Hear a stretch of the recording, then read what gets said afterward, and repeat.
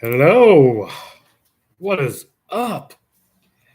It's Mike, the tactical stock scalper, with an impromptu live stream for absolutely no reason.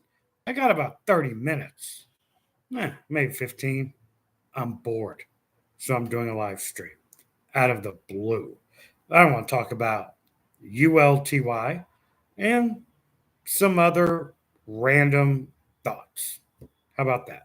So, tonight maybe we'll partake in a little one of my favorite pipes, smaller bowl.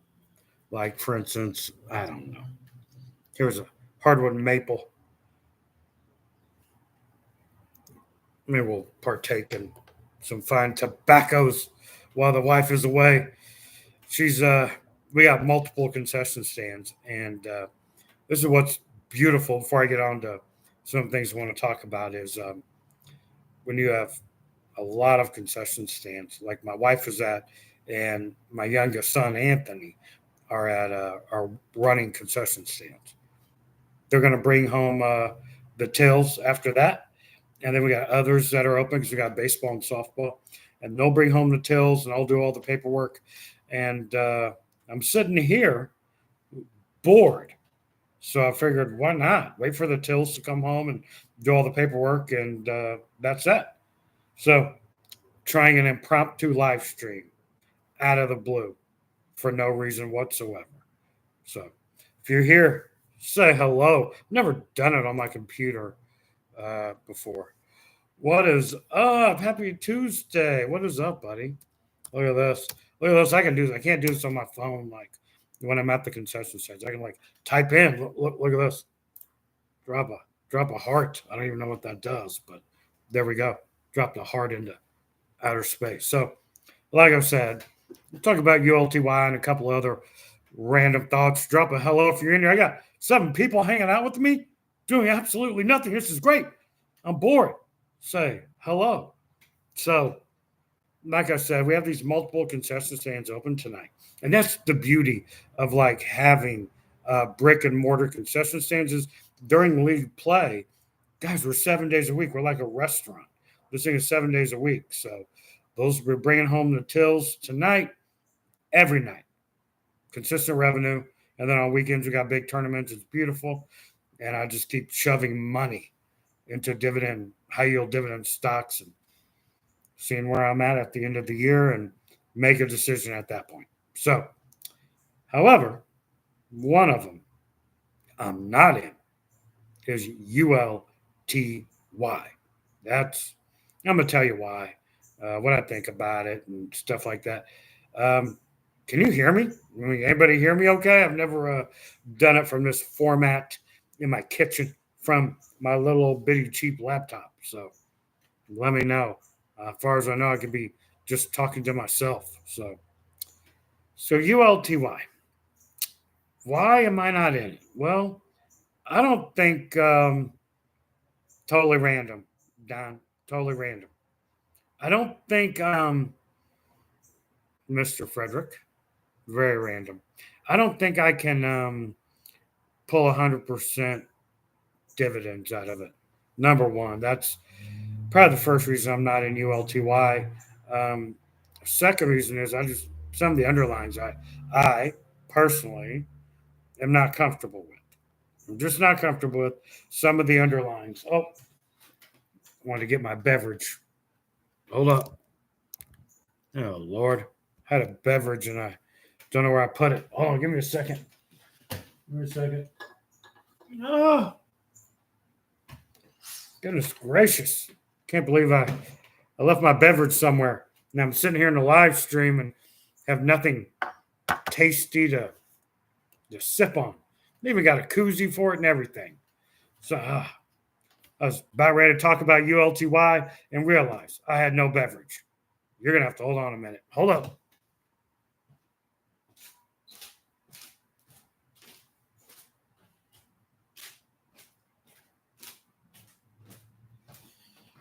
There we go. Left it on the other. No, I did not hear. I thought they owned GameStop there. Olin, thought they owned it. So I don't know. I don't own ULTY. So number one, excuse me, because they can't pull the dividends out of it.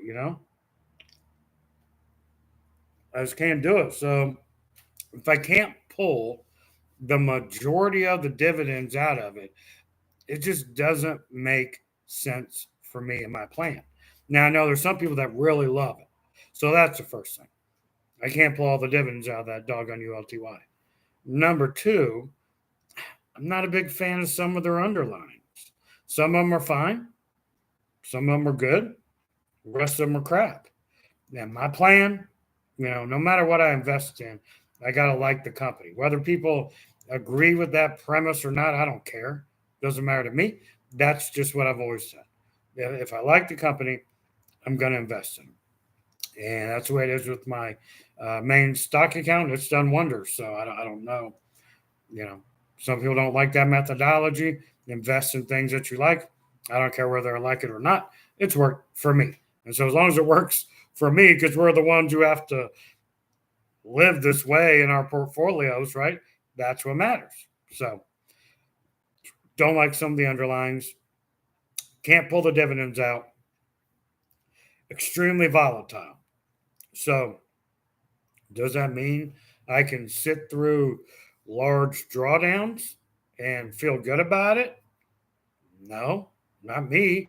Everyone has a different tolerance for pain, if you will. My tolerance for pain was things I don't believe in is very, very minimal. So if I don't like the underlyings, I can't pull the dividends, I'm already not going to like it, and then get in there and watch this thing continue to drop its share price. I don't know. So, well, hold on. They did. They got assigned. So how did they rise up? What's up, buddy? How are you? How's this look for you guys? Does this sound okay? How did they make that big run then? If they didn't own GME, I mean, it went up like $1 yesterday. How on earth could they have made that run if they didn't have GameStop? What else went up so dramatically? Maybe they owned AMC. I don't know. I don't know what's in their holdings, but the thing went up $1 yesterday. So that's on the good side of it, right? Now we can talk about the good thing. We can talk about why I don't like it and why I'm personally not invested in it currently. Things I reserve the right to change my mind at any time with my own money, right? But currently I'm not invested in it. But okay. So something totally unrelated to GameStop is what you're saying is why it went up. Okay. So, but that highlights like a good thing about ULTY, I guess, if that's your thing, is that you have this potential for it to rip with some of these highly volatile funds, if you will. So you have that potential. I think the what it's proven so far is that potential for it to rise rapidly is few and far between, wouldn't you say? I mean, with the history of it that we have thus far, right? That's all we can go off on ULTY is what it's done. So, and what has it done? Well, pretty much gone down, except for like yesterday when it went up a whole bunch, and then today it dumped a whole bunch, and then I think it's going up after hours. I heard Kamir saying earlier, but that's not for me personally. I don't, you know what I'm saying? I'm not getting on to. I don't care what anybody owns. It just doesn't fit my particular investing style, right? I'm more conservative, if you will. Okay. So, and that's okay. I mean, whether people like that or not, frankly, I don't care because that's what I do. And who would have thought, right? Who would have thought 2 years ago that being like 20% in SPY is conservative? What a crazy, crazy time to be investing that 20% is conservative. That's insane, man. And utility is not capped to actually own the stocks. There's no synthetics. I know there was some time like they did, right? Like for a little bit they did synthetics, and sometimes they bought them. I don't know. I'm not invested in ULTY. Hold on, let me grab this great pipe tobacco. I don't even see this. EMP, early morning pipe. This, I have a cellar with a bunch of aged pipe tobacco.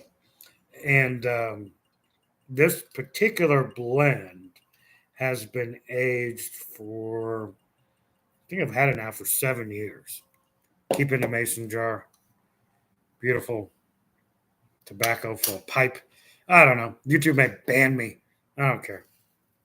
Okay, I don't like make anything on YouTube. I mean, I make money, but it's like so infinitesimally small on YouTube that it's irrelevant. So maybe they'll ban me for having a cold adult beverage and a pipe while I'm hanging out with you boys. So if you haven't seen this one, and we can talk some stocks like we're sitting outside. So yeah, that's kind of why I'm not into ULTY. It's just the volatility of it, and what have we found so far with volatile ETFs with yield max? They have a hard time capturing too much of the upside of the underlying because we know that, because they're covered call funds. But I would rather almost go for something that's like, I don't know, not as highly volatile, with not as high of a yield to keep the NAV stable. And that is so important to me because that way I can pull out 100% of the dividends way more often, right? For me, I can pull them out way more often.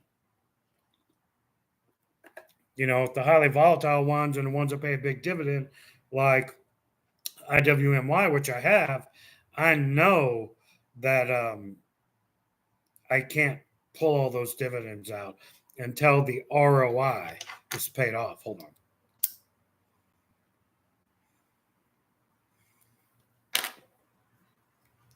Well, early morning pipe. Little contemplation time. So you get me in my raw environment before my wife gets home from the concession stands. I work tomorrow night at one of them. Her and my son Anthony are doing another one tonight. I hope high is not very volatile, Mike. I don't know that one, Mike. I mean, so everyone knows I'm not smoking cannabis. So I'm a pipe smoker and I'm a cigar smoker. So I don't care if people like it or not. So for me, pulling the dividends and I'm just relaxing, waiting on the tills to be brought home. What a life, eh? So the highly volatile ones just don't work for my plan. Now, my buddy, come here. Come here. See, now I can see you because I have it on the laptop versus my phone. So if you're still here, my friend, and I do want to talk to you about ULTY.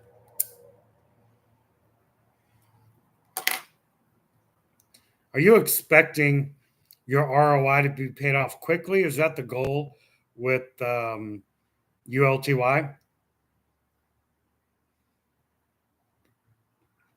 Because I think that's feasible. I do.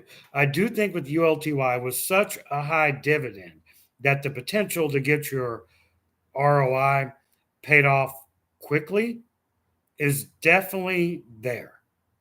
But if you can deal with the share price drawdown, and I will say this, what's this thing at, like 15 bucks? 15 bucks, something like that. And then after dividends tomorrow, I don't know, whatever it's going to be at. Let's just say $15 after dividends, roughly. We're in a ballpark. That thing has gone down $5 in 2.5 months. So, I mean, Can you believe this? Like maybe by next month, it's already on its first reverse split watch. Right? I mean, is that fair? I think once you get under like that $15 range, we're on watch now. All of us in the community, we're on watch for this thing to reverse split. And we know around $10, $8 to $10, right? Jay's going to pull these things. He's already said he wants to do it around 10, around 10. So that could be $8, right? Like Tesla. So if it's already going to reverse, getting close to that territory already, the first reverse split, not a problem. I think we can anyone that's been involved with any kind of ETF in their life that has reverse split, not a stock, an ETF. The first reverse split, not a problem. I think we can all understand that is a neutral position. Does anyone disagree with me on that?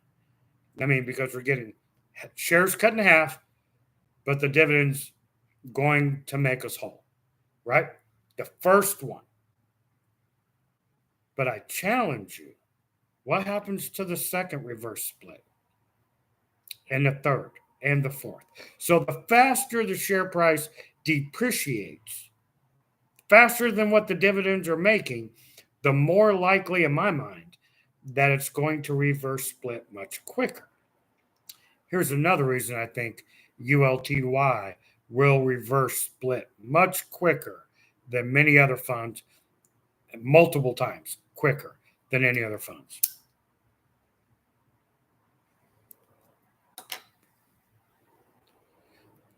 Is the amount of dividends they pay, I think is sustainable. I think they can pay $1 dividend no matter if the thing is $20, $15, or $10. Why do I think that? Well, because they changed their underlying. It's not like Tesla and Tesla, where it's handicapped, to its underlying. They change the underlyings all the time. So the underlyings go up and down, and they can go into one that's going up and continue to make this dollar roughly. Dollar. I know it's more than that, guys, but just dollar dividend every month. The question is, can the share price come back up to match that? I don't know. I mean, it did what yesterday? Thing rose $1.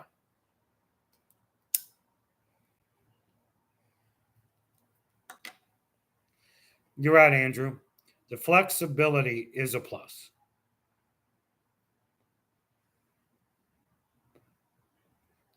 If I get banned on YouTube for smoking a pipe and this is the last time you see me, nice to meet you. Or goodbye, whatever the case may be. This is such a good blend of pipe tobacco. So, yeah, I think the sustainability for the dividend with ULTY is always going to be there. So will the volatility of dropping, then like we saw coming right back up and then dropping again. That's something ULTY owners should probably get used to. Yeah, EDV flexibility is the very intriguing part of it. And I think the key, I was talking with Kamir tonight in his Discord a couple hours ago, is all about ROI. If guys are getting their return on investment payback in a year, whatever, ULTY, that's going to be hard to argue with. Yeah, how many times has TSLY paid double since a split? I don't know what you mean by that, Mr. Frederick. I mean, Tesla continues to go down, lower highs and lower lows. So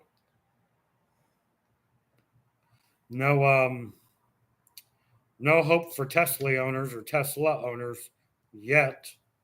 Do I think Tesla will come back? Yeah, absolutely. When? Who knows? Not yet. It's still in the same downtrend it's been in for 2 years. It's got to break that. Yeah, Norvin is right, man. You know, Even though they're high yields, and people get excited about the yield. Investing, trading, running a business, because they're all the same thing. I run a food business. You run your own business when you have a high yield account, when you have a stock account, when you have a trading account. That's your business, right? You run it and operate it like you run a business. And, I don't fall in love with the food products. There's a grilled chicken sandwich, for instance, we make. I love the grilled chicken sandwich. I think it's our best product. Out of all 20 locations that we offer, it's our best product. It doesn't sell. What do? I cut it.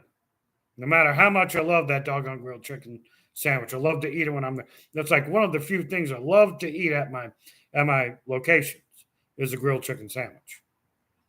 If it doesn't move, I can't sell it. Same thing with this. If it's not moving in the general direction I need it to go for the long term, I'm cutting it. I'm getting rid of it, right? It's a business. You can't fall in love and you can't over allocate. I can't go out and buy $5 million worth of grilled chicken, no matter how much I love it. It's not moving. The product is not moving. So, as a business owner, what do? You invest in things that are moving the right way. Now, that can always change, right? That can always change. We could have a correction starting tomorrow for the next 3 months, 4 months, and everything will go down. But what we found out, or at least what I found out through all my time doing a high yield dividends, is I think I'll make more money if I can invest in something that keeps the share price stable with a lower dividend and can pull out 100% versus something that pays a high dividend and I got to put back in 75 or 80% of it. Then I can only take 20% out of that. I still think I'm making more money with the other one because I'm probably having share price appreciation also with it. My dog is whining. I don't know what's happening in the living room, but my dog's name is Luca. Luca will just have to whine in there. I'm having some delicious pipe tobacco and a cold beverage and hanging out with y'all.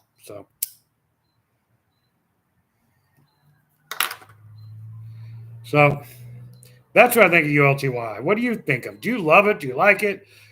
Does it fit your plan?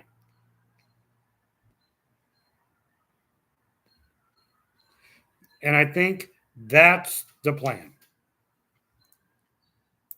I think that's the plan is that you do it to fit your investment style.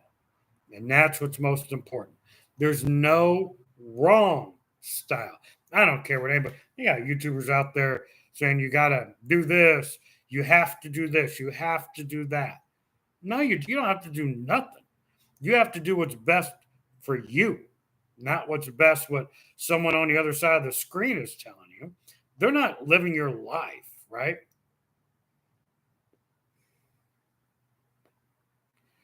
So as soon as someone tells me that I'm doing something wrong, they're dismissed immediately.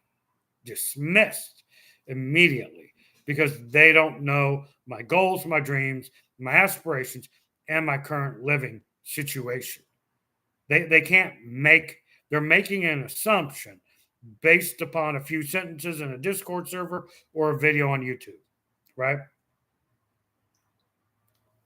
So people are trying to tell you what to do with your money when they have no idea about anything about you. You know how ridiculous that is? And why is this particular space, finance, particularly high yield finance, why does it lend itself to so many people trying to tell others what to do with their money? I've never seen nothing like it before. I mean, you go to the bank, you go to the gas station, someone's going to tell you, you should be buying the premium grade. Do people come up there and tell you that when you're buying your gas? You know, you go in, you buy a bag of chips, you buy a Coke. No, no, no. You're doing it wrong. Go buy the Pepsi or the iced tea. Go buy some orange juice. Are people telling you this? No. But when it comes to something like high yield dividend, everyone wants to tell you how to live your own life. Freaking ridiculous, man. I don't know. Ridiculous to me.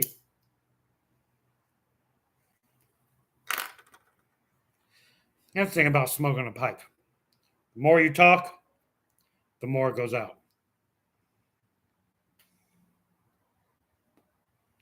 Let me see what it has here. Mike says he's got 199 shares of ULTY. Wow. Wow. How are you feeling about that, Mike? Are you happy? I mean, do you feel that that's a good investment currently for your situation? I'd be honest, interested to know that. If it's going the way, if it's working for you, how about that? That's a better way to phrase it. Is it working for you in the way you want it to work? Because maybe you were just all in for the dollar dividend. Share price be damned, right? All you cared about was the dividend. If that's the case, then it's probably working out perfect for you. Okay. Orange futures certainly worked for the old guys in trading places. Orange futures, they did. Why are you confident in ULTY, Mike? Is it just because they're so flexible with their strategy? If that's the case, I can see that. Esval, yes, an Esval. I'm an Esval man. I should get a Esval tattoo right across my neck. I would look so tough. Can you imagine out there smoking a pipe, drinking a cold beverage with Esval tattooed across my neck? 16%, pulling 100% dividend. It'd have to go too far down and it wouldn't make sense. 10% of your high yield portfolio is working well for me. All right. So he liked Mr. 300 up that percentage in ULTY. What do you feel about throwing 20 or 30%? I don't know. But at its current allotment, it's working for you, and that's awesome. Yeah, roll the divvies into. I don't know about rolling the divvies. Look, the key for me is return on investment. So if you're constantly rolling the dividend from something into something else, how are you getting your return on investment paid off quicker? I've never kind of understood this methodology. And someone please help me. So you have one fund, whatever it may be, ULTY, just for the sake of it, doesn't matter. ULTY. You pull the dividends from ULTY. You put them in something else. Okay? Whatever it may be. Something you consider stable. Okay, fine. I get it. But I think we're missing the most important dynamic and why these funds are so powerful is the almighty return on investment, right? So if you're constantly pulling the dividends out, putting them in something else, that's slowing your ROI. That's actually making the fund, in my mind, someone correct me if I'm wrong, that's making the fund that you are currently in even more risky, and it expands the goalposts even further, right? Because you're not getting your ROI paid off quick enough. And then once you get that ROI paid off quick enough, which is my goal, what happens? Can someone please tell me what happens after your investment is paid off? Do the dividends stop? Does YieldMax say, you know what? You got your initial investment paid off. You don't get any more dividends.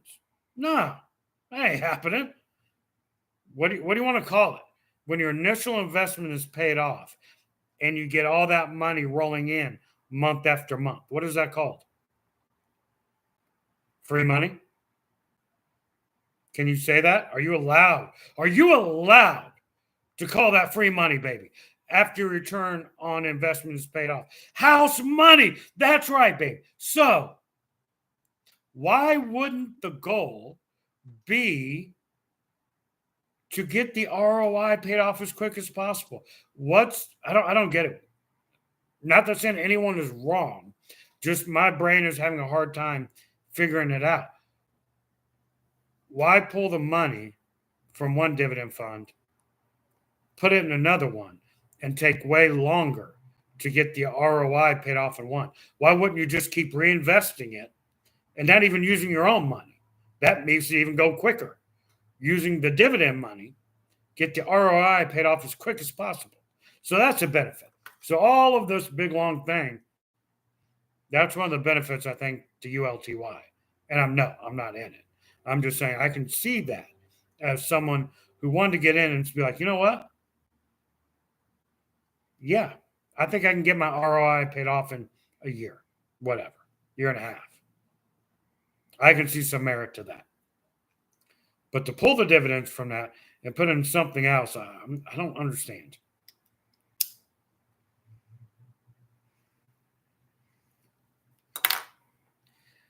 Yeah, Metal Gamer, it's all about accumulation.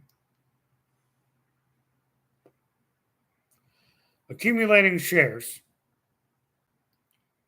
from the dividends that are paid out, not out of pocket money, therefore increasing the ROI time that you get it paid off, right? Maybe I'm off base. I could be. I'm not a financial advisor. I own a food company. I'm a guy. I don't know.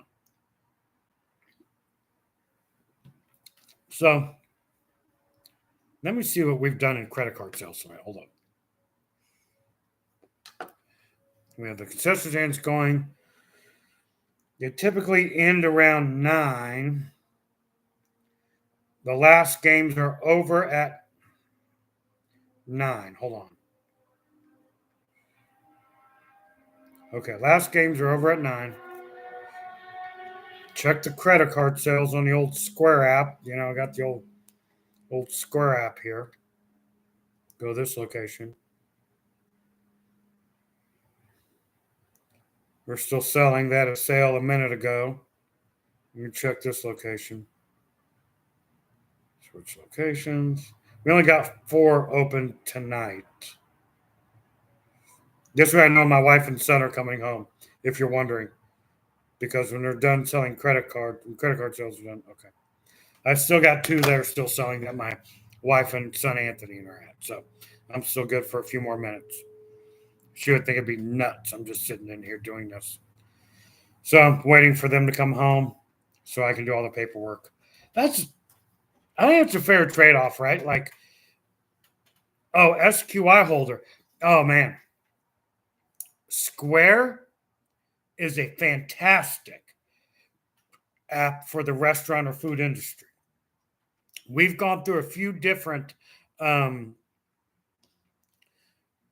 POS services, point of sale systems, right? We've went through quite a few. Can you believe Square has the best one for our company's needs? You know, there's every food business has a different thing, right? But it is really good, really good. Square, I don't know. I'm not invested in SQI. I'm invested in Block. anything that had to do with my food business that I liked, I invested in 15 years ago. And then once our company got bigger, I invested more and more and more in. And so anything like Lowe's, Home Depot, Coke, uh, PepsiCo, Walmart, because they have Sam's Club. Oh my gosh. Square, Costco. There's about four others. They were all about our food business. Apple, because we use iPhones, and we have iPads also in conjunction with our point of sale systems. So anything that was related to my food business, we just poured money in those investments. And crazy, they've all done wonderful. I'm not some genius stock picker at all. I just bought things that we used. And I'm telling you guys, just from as a consumer of Square products, they're great. They're innovative. They have a loan system. I get a thing weekly that says, "Hey, Mike, we'd like to send you $50,000."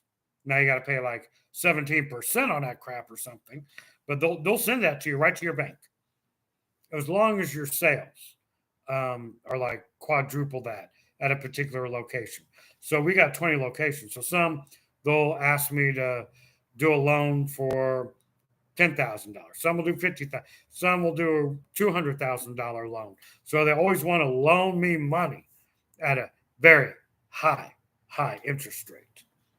But I think that's a cool feature that small business owners who may have credit issues, who may have problems, that need money for their business can utilize this loan system from Square. So if you're not into Block, which you should definitely check it out. Now, like I said, I'm not into SQY, but I own Block. Check it out. I mean, the Square system is really great, really great. Has a few problems, but overall, it's the best one on the market.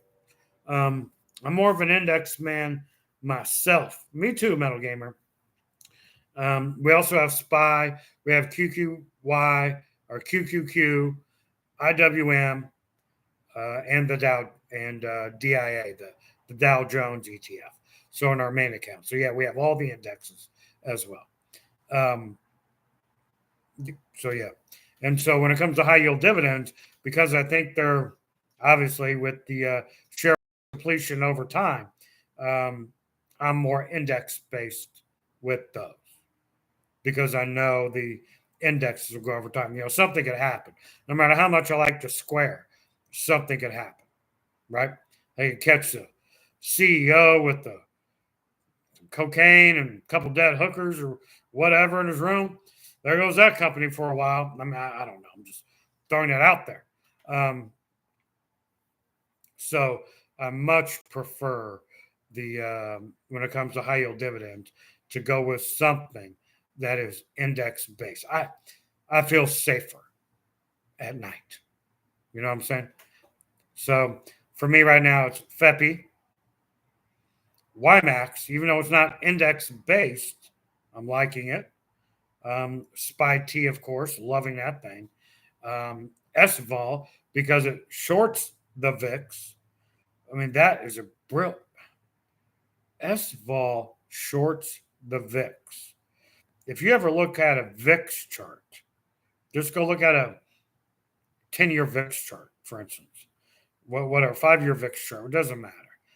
There's very few spikes in the VIX. When it spikes, but there's very few. It's always the VIX is always getting crushed. Volatility is always getting crushed in the markets, not individual stocks, but the markets. Shorting the VIX is one of the easiest strategies anyone can do and come out ahead like 75-80% of the time. So to have a fund that has professional traders, not like me, myself, that have emotions attached to it and this and that. Have a fun shorting, one of the easiest things in the world to short with a high win rate. Yeah, SVOL is incredible, which is why it stays in that range, probably. Go look at a chart. It's very range bound.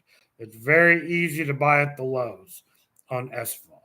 It just takes forever for it to get back down there, but it does. Yes, and the hedging against you know a super high VIX spike, right? It has hedges in place for that, so it won't hurt you. It'll still hurt. Share price will drop, but it'll come right back up because once the VIX spikes, it gets crushed, and I mean crushed. You have to look at a chart, and I mean I'm talking like days or week. It just right back up. Pretty incredible. All right. Well, I know they'll be closing the concession stand soon for the evening, and I'm going to have paperwork to do, and I want to finish this pipe. And I'm very interested to see if YouTube will ban me.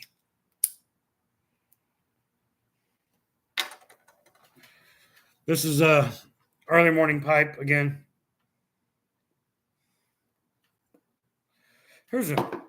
They come in things like this. I don't know if anyone's a pipe smoker. They come in tins like this. I take them out of the tins. This thing used to be full. Put them in mason jars.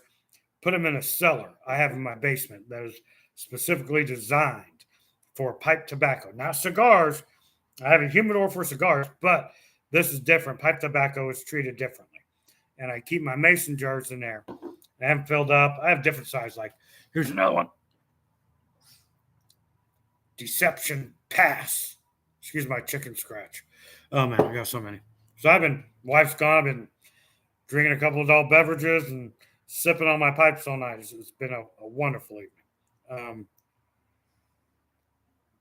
But if YouTube bans me for smoking, which I have no idea if they will or not, figured why not? Why not try it? They banned me for smoking a pipe on a live stream. It was nice knowing y'all. And if not, I'll probably make a video tomorrow.